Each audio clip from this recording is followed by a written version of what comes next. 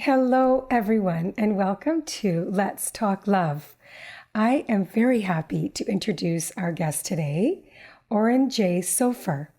Oren, thank you for joining us today. Thanks, Robin. I'm really happy to be here. Yeah, it's good to meet you.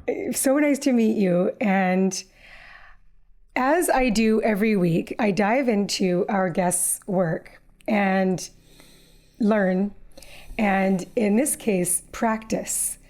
And I want to say, I'm just very grateful for the work that you are doing. I think I'm getting more and more into mindfulness practices in my daily life.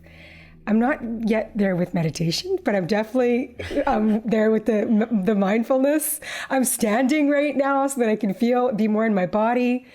And I'm listening to your book, your first book, and I've read your book right now. This is not out yet, but I feel so blessed that I read it all. Like how lucky am I? So this book that when this episode comes out, your book will be out. So that's very exciting, Oren. And this book is called "Your Heart Was Made for This: Contemplative Practices for Meeting a World in Crisis with Courage, Integrity, and Love." So kudos to you for writing this fantastic book.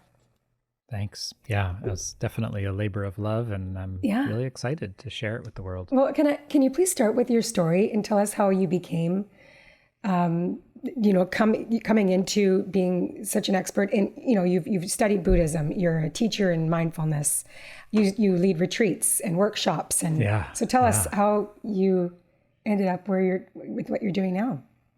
Sure. Thanks for the invitation to share that. Well, it's always interesting, isn't it, when we look back at our life and see how all of the different events that at the time seem random line up. So some of the things that I can pinpoint and share, I talk a lot in my new book, Your Heart Was Made for This, about some of the challenges I faced in my family of origin. I had a very blessed childhood in many ways. And then one of my immediate family members had a psychotic break and started suffering from mental illness. And this was a really defining feature of my whole life and had a huge effect on my emotions, my personality. And I got really good at avoiding my feelings and keeping busy because it was overwhelming as a little boy to have such intensity of emotions and so much change. And this was in the late 80s when there was even more of a really huge stigma about mental health than there is today. Mm-hmm. So I felt like I couldn't talk about it to anyone. And I just suppressed what I was feeling to the point that I had actually convinced myself that I was okay. And things didn't catch up with me until I was in college. And I remember it was my freshman year. I don't even remember what precipitated it, but I remember feeling something deep in my belly. It was this like flutter.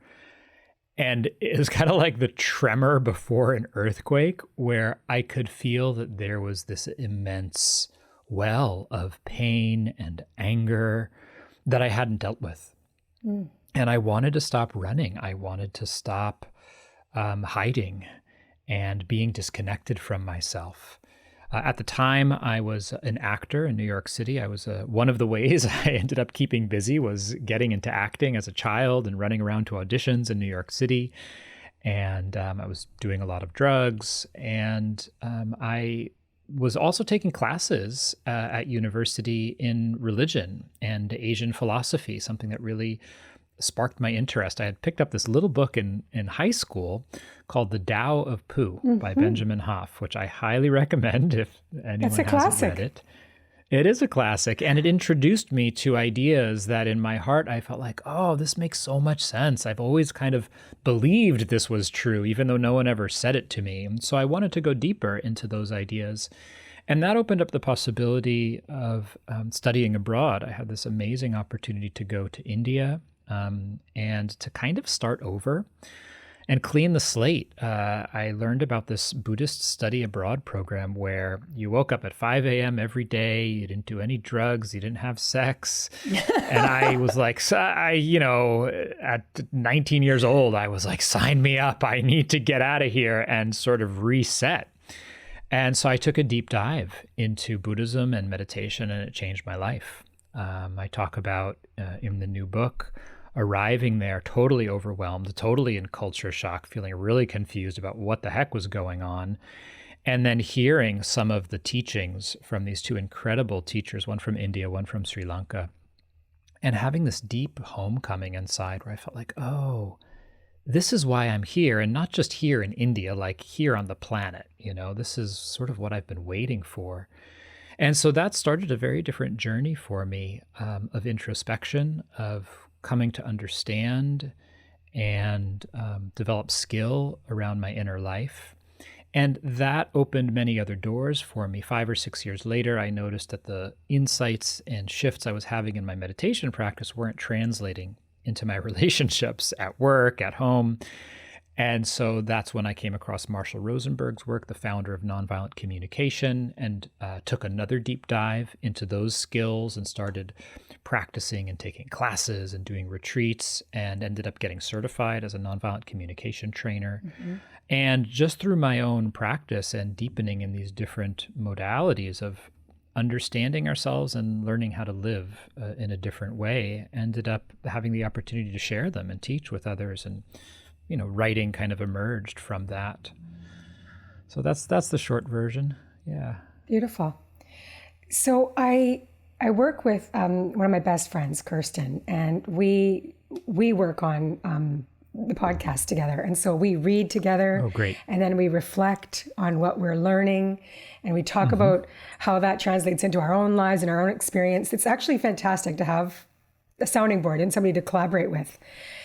And we were talking about we were asking each other, what is our understanding of this book? And I was having this eureka moment, even this morning, Oren, around, first of all, mindfulness. Can you please explain, and you talk about heart-mind intelligence. And my understanding on this book is that's really what this is. It's understanding ourselves and leading our lives more through our hearts.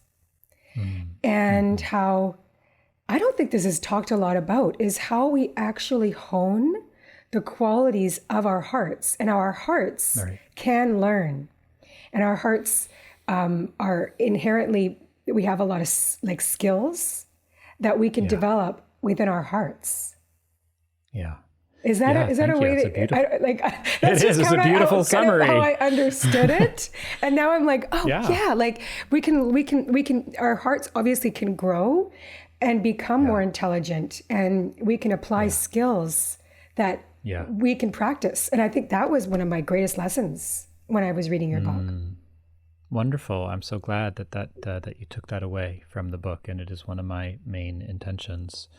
We know today that there are many different kinds of intelligence, right? So one of the tragic effects of modernity and patriarchy has been this split between the heart and the mind, and the elevation of rational intelligence over other forms of knowing, right? Emotion, intuition, embodied intelligence, indigenous wisdom. So we understand and recognize today that there are many ways of being intelligent and understanding and knowing our world.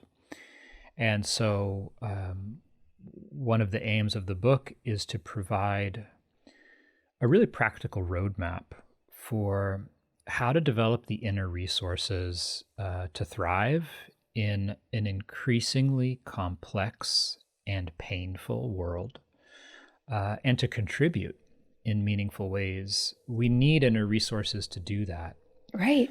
And I see contemplative practice, which forms the framework of this training, as a kind of medicine for our times, as a way of tapping into these very powerful innate capacities that we have as human beings that, as you so beautifully put it, we can actually cultivate and strengthen. Everything from empathy, generosity, and gratitude, which we hear a lot about, to maybe less common or recognized strengths and qualities like courage or renunciation, letting go, valuing simplicity, like rest or wonder, or patience or resolve, or even one of my favorite qualities in the book, because it can be a little provocative for some people, and I like that. I like to redefine things and help people see things in a new way, is devotion, which doesn't need to be religious, and I see as an essential aspect of living a meaningful and fulfilling human life, is being able to give ourselves to something fully and feel a sense of deep satisfaction and connection to what we're doing. Yes. So it's introducing, reclaiming, and training ourselves to embody like the richness and the fullness of what's possible for us as human beings. And then that positions us not only to enjoy our lives a lot more, but also to be more effective and to contribute. And this is the other sort of central message for me of the book, which is I think that we live in a time where, because there is so much that is gone awry and fraying and coming apart, that to feel whole, to feel some relief from the anxiety and the disturbance that is so commonplace, we need to respond. We need to be engaging with the challenges that are happening in some way that makes sense for each of us. And I don't have some agenda for what we all should be doing. I think that's really for each of us to discern. But I do know that getting involved in something we care about feels good. It's empowering. It relieves anxiety. It brings energy. And it moves us towards living in the kind of world we want to see for our children and our families. I fully agree. I love that, Oren. So your book has 26 heart qualities. Maybe you can explain that, because I wrote down, these are our 26 best qualities, our inner resources that we can cultivate, we can grow and hone and practice. And so you do give a guide, different ways that people can read your book, because you say like, if you do 2 of these a week, or sorry, is that correct? You're just about to get it right. There's a 1 every 2 weeks. Sorry, 1 every 2 weeks. That'll lead you through the year. And of course that's a guide. So that's an idea. And the way that I thought about this, because I read through each quality, and I'm like, for instance, you just spoke about a few, right? There's, you talk about there's qualities of play, there's qualities of joy, there's qualities of generosity. And I was reading through these. I'm like, okay, my heart and my life, I feel like I'm led by those ones I'm strong at. Great. Okay. Right. So an example would be that I was looking at, I'm like, okay, this one, okay, I'm good. I'm good there. And not that I can't grow that part of me, but there was definitely a lot of these qualities where I'm like, this is where I need to focus. Yes. So that's that's what I'm like, okay, this is great. For instance, I don't know much about renunciation. Like even that word, like I understand renounce, but renunciation, for instance, was one for me. I'm like, oh, I want to learn about this one. So that's where I want to concentrate my efforts and my understanding, so that I can be more applying that quality within my life. Yeah. I'm really glad that you're sharing all this, because it's very much my intention and my hope that people use the book in whatever way makes sense to them, right? To see it as like a handbook to look and connect with, what do I need right now? And where do I want to grow? What would nourish me? What would help me feel more balance in my life, and to be able to hone in on those places, to jump around from one chapter to another. And, as you note, there are certain things that we have developed that we are good at.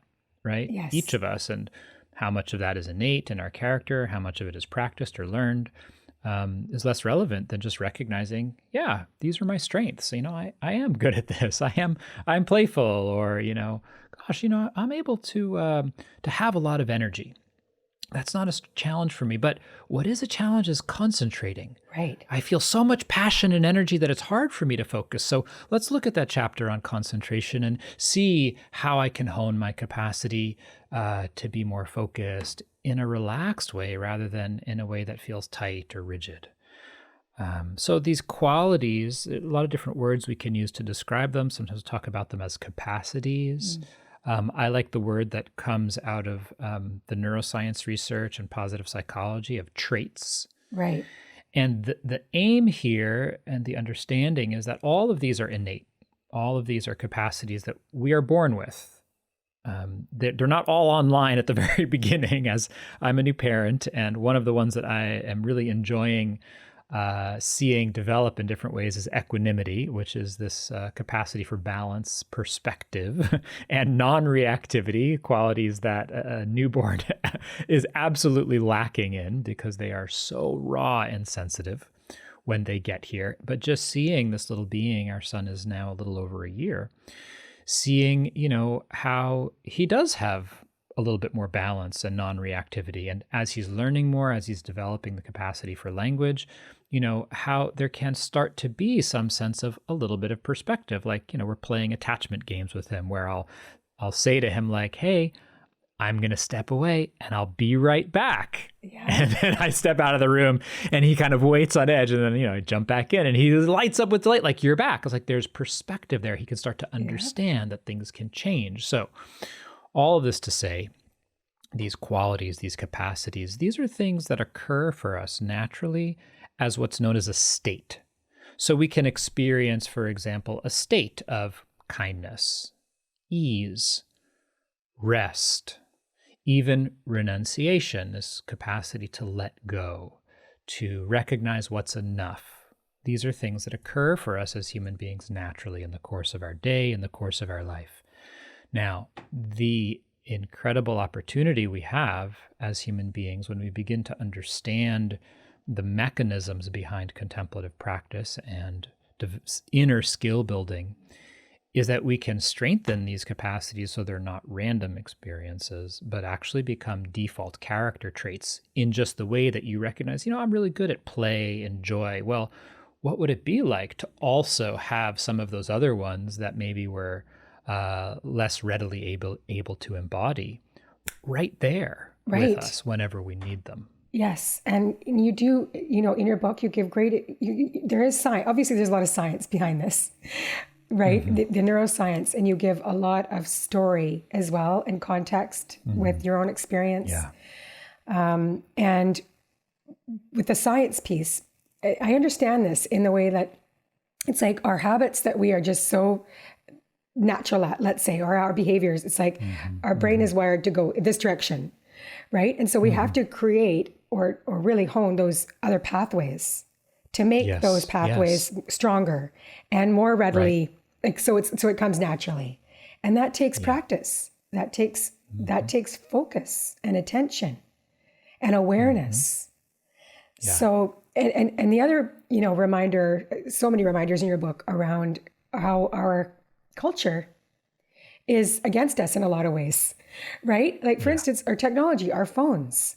And one of the traits that you talk a lot about, like one of the traits is attention, which is so important, right? Yeah. Yeah. It's the first chapter because it forms the foundation. So talk to us about that, please, Oren, how the first 5, or sorry, is it 5 or 6 qualities? 6, yeah. 6 form the foundation for. Please talk to us about that. Yeah, so if we want to learn how to navigate and steer in our life with more awareness and skill, and if we want to develop a stronger base of inner resources, we need certain foundational skills to do that. And that begins with understanding, one, that we just have agency over the way we pay attention, over where we place our attention and how we pay attention, the quality of our attention. And as you're noting, so much in our society is trying to capture and retain our attention. Yes. The media, social media, devices, the algorithms that drive them, because when you can attract someone's attention, you can, one, generate profit through advertising, and two, you can influence their behavior. You can actually, right, through persuasive design, we know that with technology, we can actually influence action in the world by influencing someone's attention. So the first step is being able to start to reclaim our attention and have some agency over where we place it. And one of the experiments I invite people to do, which we can do right now together to just demonstrate this capacity in its most fundamental way, is to first just notice what you're seeing, and then shift your attention and notice what you're hearing. So in that way, we just did what I call changing the channel. You shift the focus of your attention, say from one sensory field like vision to another, like the auditory, or then even say within the body, you might notice, you said you're standing, your feet on the ground, and then you might notice like you're nodding your head right now, like the movement, those sensations. So in the same way, you just moved your attention from one place to another. We do this all the time, all day long, but we don't notice it. Right, we're on autopilot. So the more we start to notice this and make active choices about where we place our attention, that becomes a resource. That becomes a skill. We take our power back and begin to have agency over, do I want to look at my device right now? Do I want to be scrolling through the feed? Do I want to be, say, ruminating and worrying about this thing that I have no control over? Or do I want to be looking at the trees and taking a breath and nourishing myself? So we start to be able to actually navigate in our world and make choices about how we're using our attention, so that instead of being strung out, depleted, overwhelmed, and fragmented, we use our time in a way where we're feeling resourced, gathered, collected, and stronger by placing our attention in more and more skillful ways. So this is where the book starts. And then the other qualities or capacities in the first part form a kind of very powerful container to develop the rest of the skills in the book. So I look at things like aspiration, which is our vision for ourselves, our life, our world, just the very sense that we can improve, we can grow, we can learn, and really honing in on that.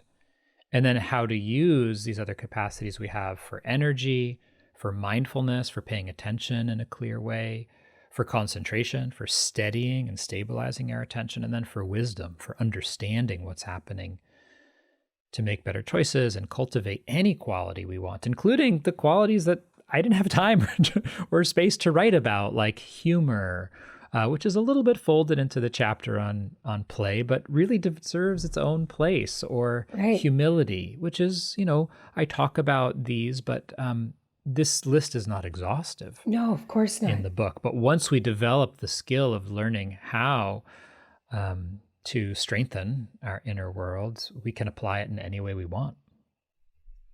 Yeah.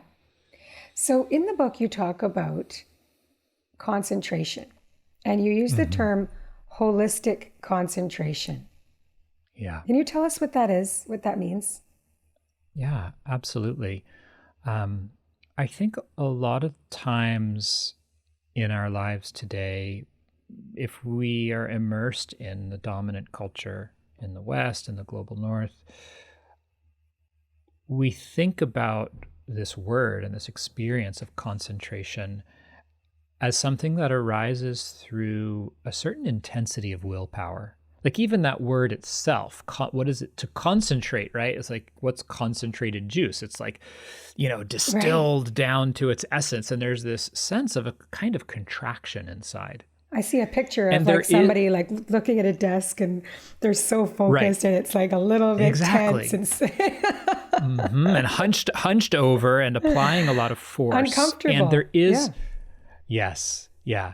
And there is a kind of concentration that comes from that. The limit is that it tends to be very brittle, so we can get thrown off very easily, and it's also expensive energetically.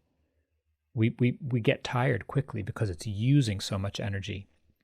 There's another kind of concentration that all of us have experienced at some point or another that is more akin to what's known as a flow state, where we're relaxed, we're focused, but at ease. There's a flexibility, a deep sense of connection and absorption in what's happening, whether we're having a really engrossing conversation with a friend, maybe we're reading a novel that's really captured our attention, or we're, say, looking at a beautiful sunset and just enjoying it. And we don't have to try hard to pay attention and stay focused because we want to be there. So this is what I'm referring to as holistic concentration, which is the kind of concentration that comes out of meditative practices. The technical word for this in the Buddhist tradition it's called samadhi, and it literally means put together, held together. So it's a kind of gathering and collecting of all of our attention, energy, and resources. So we can learn how to, one, recognize when this emerges naturally, and then two, how to catalyze it by understanding the conditions that lead to it. So some of those key conditions are things like relaxation, genuine interest, and a singleness of intent. So we know what we're doing and why we want to do it, and we've kind of made up our minds in a certain way, like, this is what I'm going to do right now. I'm giving myself to this, and I'm clear that I'm going to take the next 10 minutes, 20 minutes, hour, and just focus on this. And we're not torn or conflicted inside because we've made that internal decision. So this is, we see here, other qualities come in to support concentration, like resolve is one that's really, really important in that singleness of intent. And these different conditions of relaxation, interest, and a clarity and singleness of intent create the space for us to enter that kind of flow state, to experience a more natural and holistic concentration. And the beauty of that is that it's nourishing, it's sustainable, and it's flexible. We don't get thrown off easily. If the phone rings or somebody says something to us, we can shift our attention there for a few moments and then come right back. Mm-hmm. And, I think we could just imagine the range of powerful applications of this. Definitely. Whether it's a work project, some form of community service or activism, or even just working through a difficult issue with a colleague or a friend or a lover, to be able to put our attention there and have access to all of our resources inside. Yeah. So for those of us, myself included, that are not meditating on a regular basis, or that I haven't really even stepped into that practice in my life yet. Although it's like, it's coming, it's percolating, Oren. It's like, I'm reading the books, and I know that there's so many people that I'm working with that are meditating and how they talk about all these beautiful benefits. And I'm wondering, are there different ways that you teach people that aren't sitting and in a contemplative practice for long periods of time? Whether it's, is there something, like there's walking meditations, right? Like, is it mind, like for instance, I noticed my mind wandering while I was getting ready this morning. And I'm like, no, Robin, you could, so I stopped and I'm, blow drying my hair, and I'm like, okay, I'm just going to concentrate on this right now. This is what I am doing. And I can see, I've got a mirror that I can see outside at the water. I can see the birds flying. So could that be meditation? Absolutely. So, yes. So I think there's two, there are two responses I want to offer to your question, which I love, by the way, and I think is a beautiful invitation to all of your listeners to step outside of some maybe ideas we might have that limit us in our capacity to grow and develop. So part of what I hear you talking about is the difference between meditation and contemplative practice. Okay. Or the difference between mindfulness and contemplative practice. So meditation is one form of contemplative practice in the same way that running is one form of exercise. Not everyone likes to run. It's not actually healthy for everyone's body, but everyone can find some form of exercise that's meaningful for them, right? Regardless of the level of health or ability of their body. You know, even my dad at the end of his life, towards the end of his life, would do exercises sometimes just with breathing more deeply with a little, lung strengthener they gave him as a form of exercise. So in the same way, sitting still in meditation or even walking in meditation may not be everyone's cup of tea. But to say that, well, I don't like to meditate, so I'm not going to do anything that attends to my inner life is as much of a miss as saying, well, I don't like to run, so I'm just not going to exercise. Right. So contemplative practice as a whole is anything that strengthens awareness, reflection, and perspective, and that engages us with meaning and purpose in life. And so there are many ways to do that, from things like you just said, of just like gazing out at the trees and really enjoying it and being present in that process, to slowing down and really being present and enjoying a cup of tea, to being in nature, art, music, storytelling, dance, ritual. There are all of these beautiful creative ways we have to strengthen reflection, awareness, and connect with a sense of meaning and purpose. So if meditation isn't what we want, so let's go back to concentration. One powerful way to develop concentration is through meditative exercises like breath awareness, or scanning your attention through the body, or even loving kindness meditation. These are 3 different practices that all strengthen concentration by choosing a specific object of attention. And then the basic training is whenever your mind wanders, let go, be gentle, friendly, and kind with yourself, and come back and begin again. So for a variety of reasons, doesn't work for everyone. Not everyone wants to do that. There are other ways to strengthen concentration. So for example, listening to music and making the choice to, instead of listening to music while you're doing XYZ, just listen to the music.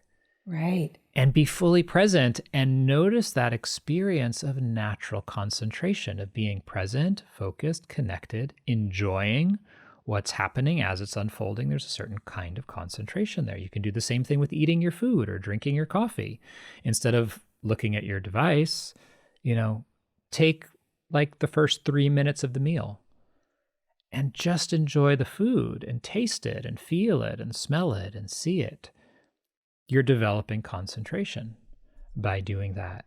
Similarly, in your day-to-day life, you can make something as ordinary and routine as folding the laundry into a kind of restorative contemplative practice, and to use it to develop as a skill as powerful as concentration. By, before you jump into folding the laundry or doing the dishes, you set an intention. You say, okay, I'm going to do the dishes now. I'm not figuring out how I'm going to make rent this month. I'm not going to worry about what I'm going to say to that colleague who did that awful thing yesterday. I'm not going to worry about all of these world events that are unfolding. I'm just going to do the dishes. Yes. And I'm going to feel the warm soapy water, and I'm going to move my hand and rub it, and give yourself wholeheartedly to that activity, and then make that the practice. And anytime your mind wanders to these other things, or you start feeling anxious or worrying, you say, oh yeah, but right now, all I have to do is do the dishes. Right. And in that way, doing the dishes kind of becomes a meditation, And we're strengthening all of these really beautiful qualities of patience, resolve. There's even a level of renunciation in that. So renunciation, put simply, means non-addiction. What are we addicted to? Are we addicted to our worry? Are we addicted to our anxiety? Are we addicted to control? Are we addicted to distraction? What would it be like to be able to put those things down when we want to say, I don't need this right now. I can let it go. And letting it go doesn't mean pushing it away. It means that something relaxes inside. We actually discover a certain kind of freedom and contentment and fulfillment because we are not addicted to these unhealthy habits. We're not pulled along or dragged around by them. And we can strengthen that capacity with something as simple as washing the dishes by practicing it every time that worry about that conversation with the colleague comes up. We say, yeah, not now, later. And we allow the heart to put it down, to let it go. And in that moment, we're strengthening, we're learning how to do that. Wow. Just love this. I really do, Oren. So that's great. In your book, you talk about wisdom. So big word. It really is. I love, like I wrote down some quotes. You say Buddha mentioned two causes for the arising of wisdom. Number one, our own careful attention, and two, input from others. Right. We need feedback to accurately see our conditioning and actions at all levels. Right. This was, I love this because I think this is absolutely true. We have to have people around us to show us, like it's our reflection, right? If I lived in the woods by myself, isolated, I'm trying to practice all of these heart qualities, these traits, and hone them. It's like if I don't have somebody else to be that reflection back, how do I know if I am growing in these ways? Yeah. So that was a really good learning. We can't see. I'm so glad. Yeah, it was a revelation for me when I first heard that teaching. And it's a slightly ableist way of putting it, but I think it drives home the point. It's like we can't see our own blind spots. No. Right? It's like we can't see what we can't see. We don't see our own ignorance. So we need other people to, hopefully in a loving and kind way, point out to us, right? Hey, this, you might want to take a look at this, right? So wisdom as defined in the Buddhist tradition, which is where a lot of my training is rooted in, means a few things. It means, one, the ability to discern the difference between what's helpful and what's harmful to us. Yes, in our choices. To recognize, to recognize internally the impulses that arise, the different intentions, right? We're all mixed bag. We've all got beautiful parts, and then we've all got parts that are not so becoming, and that if we don't pay attention to them can create a lot of complexity, entanglement, difficulty, pain, or harm in our lives and in our world. And because we're complex and our motivations are often mixed or multifaceted, it's important to develop that capacity to tease apart, right? Which aspects of what I'm about to say or want to do are coming from a good place inside, which would be defined as a place that's going to lead to some benefit for ourselves or others, and a place that's not so good, that's going to actually lead to more harm or entanglement or pain. So this is one aspect of wisdom. The deeper aspect of wisdom is starting to understand how and why we suffer, what actually makes life more painful and difficult for us, and what moves us in the direction of more wholeness and peace. And this comes, as you noted in that quote, by being able to track our experience carefully, by actually being able to notice, like, what are the choices I'm making and what are the results? So there's a certain kind of continuity of awareness that's needed to develop wisdom. And some wisdom develops naturally just through life by living. Other wisdom we need to really attend to develop. The analogy I like to use, or one analogy I like to use for the development of wisdom is driving somewhere. So if I am going someplace in a car and I'm sitting in the passenger seat and I'm engaged in a conversation, I might not be paying attention to how I get from point A to B. So I'm not going to learn how to do that. I don't develop the understanding of how to get there. Whereas if I'm in the driver's seat and I'm actively following the directions, as long as it's not too complicated, I know that, well, we went down that main street and we turned left at the traffic light with the church on the corner. And then over there by that yellow house, we turned right. And that's how we got here, because I was there. I made the turns. I saw it happen. Yeah.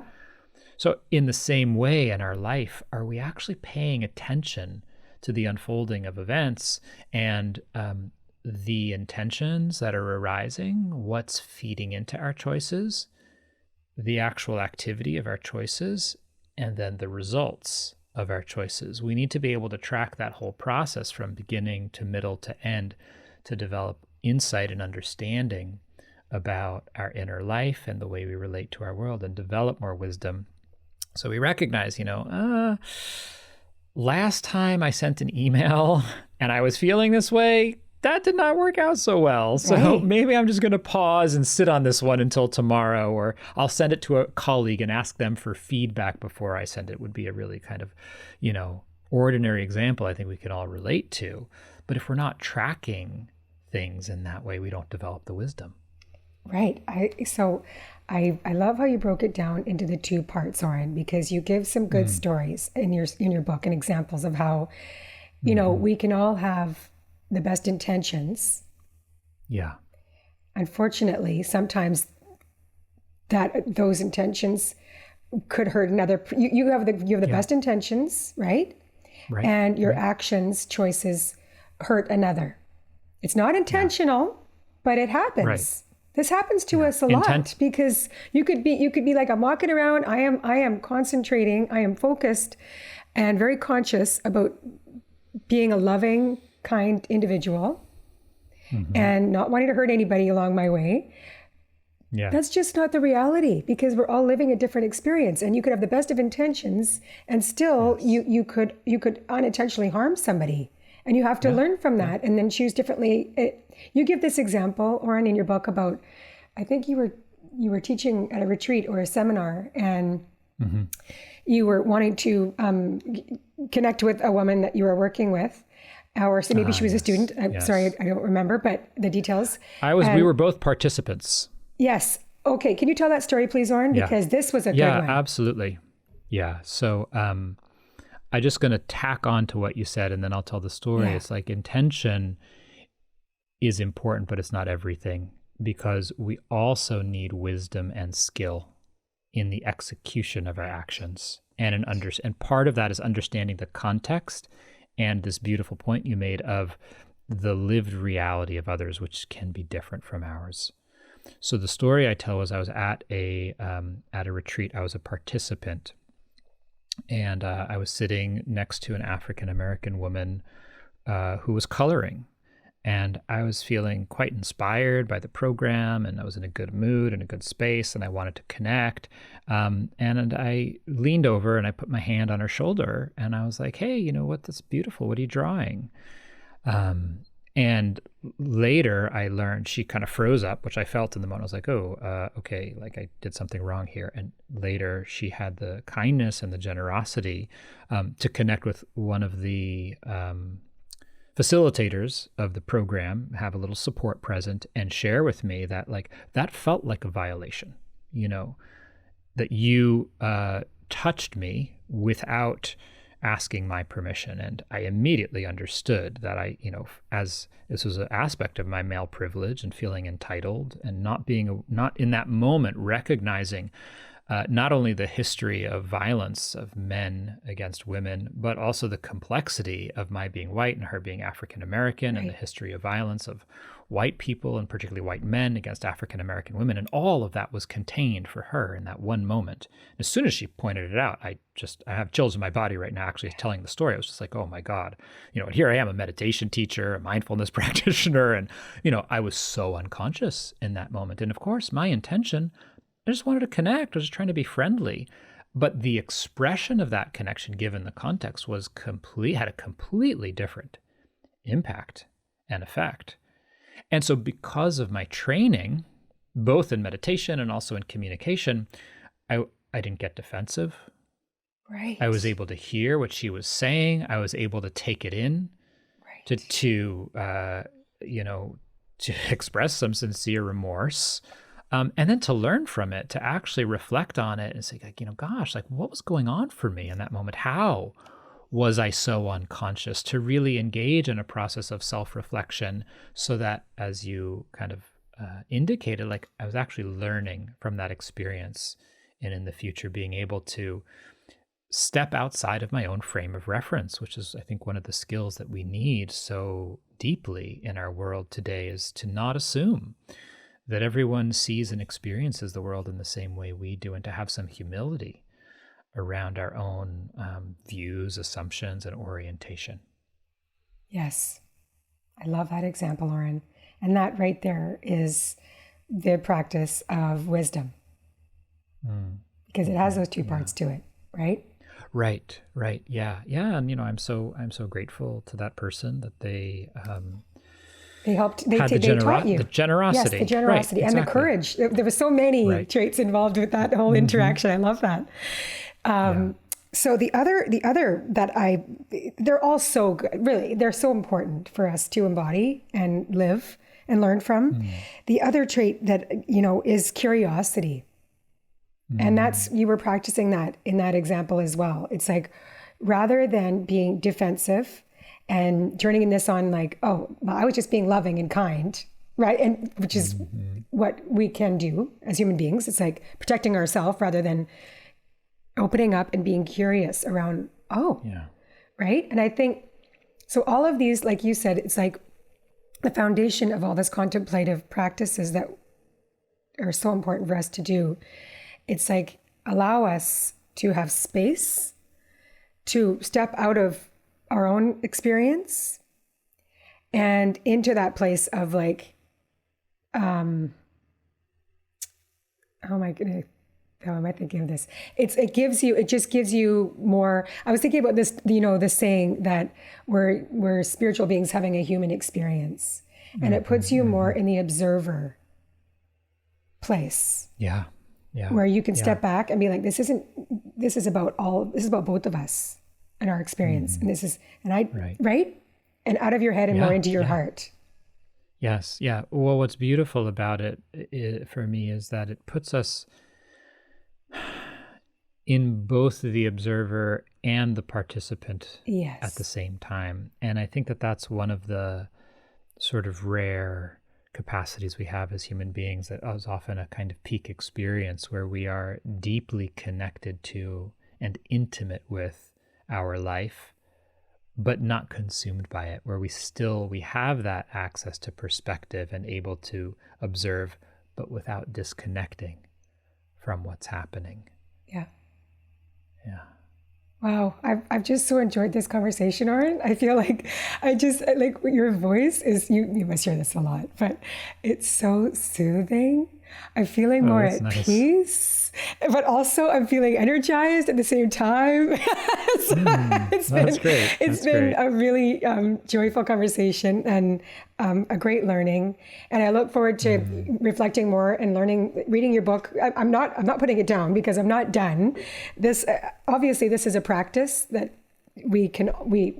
I hope that everybody reads this book that's listening. Your book is called Your Heart Was Made for This.